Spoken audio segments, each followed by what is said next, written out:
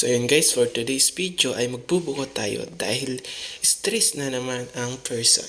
Ngayon nga, i-flex natin ang kagandahan ng tanawin ng pakol. Sheesh! Nag-decide na talaga kaming matuloy ang drawing. Dahil nga mainit ang panahon, bagay na bagay talaga maghigop ng sabaw ng buko. Ang ganda talaga ng tanawin dito sa kanila ay talaga naman marirelax ka. At dito nga mga kajero, medyo minalas tayo dahil nasiraan yung kaibigan natin. At ako nga si Pabida, ayan, tinulungan na natin. At dito guys, sa wakas, nakarating na din kami. Okay, ganda! So ayun guys, nakarating na po kami. Ika na. So ayun guys, punta tayo sa aking mansion, ay sa aking Tour house. House tour, dali. munting bahay. So ayan, nakikita nyo, nasa bukid tayo, nakikita nyo, di mawawala sa bukid ang manok. Manok. Uy, may farm pala si Kalyo. May farm ako dito guys, so ngayon, pili na lang kayo dito kung anong gusto nyo pamigay sa mga papananggartahin nyo. At dito guys, dahil uhaw na tayo, nag-decide na tayong pumunta sa ating destination. Ay, destination? Sa ngayon nga, mapapansin nyo, nakabag pa ako. Dahil nga guys, galing pa ako dyan sa sports complex. Nagtitraining nga tayo ng dart dahil kasali tayo sa intramurals. Ay, kasali.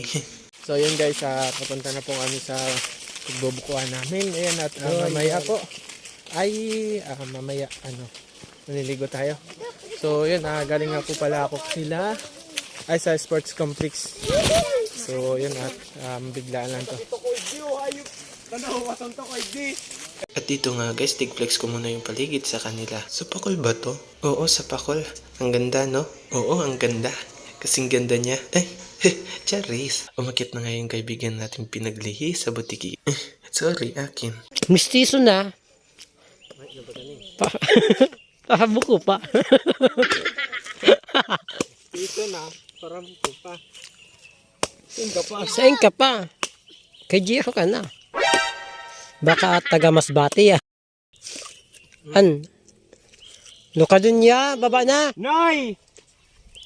Nyug na ba gani?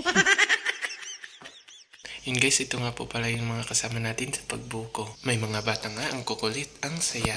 Naaalala ko nga dati yung sarili ko, walang problema. Ngayon nga, matatanda na tayo na yung problema. Ay, nawala-wala nga stress ko dito. Nagamot ng buko. At yun nga mga kajiro, umuwi na tayo dito. Habang pauwi na nga kami mga kajiro, napag-isipan namin sumali muna sa train.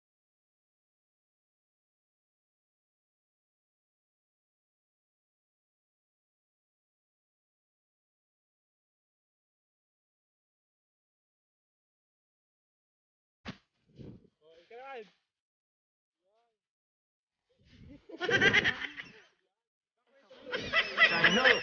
little gold in the teeth and the fit good, so I took the doors out the Jeep. Okay, I see your brother holding your sweet, don't beef, but I'm trying to get to know you at least. Don't take my talking to you.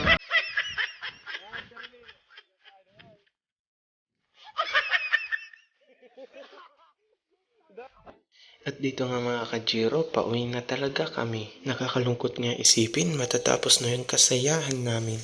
Napakaliit nga talaga ng daanan dito, sobrang delikado. Unang voice over vlog ko nga to, kaya medyo sintonado. At dito nga sabi ng kaibigan ko, moment niya daw to. Yan yung sunset dito, napakaganda. At dito nagtatapos mga kajiro. Maraming salamat. Hanggang sa muli.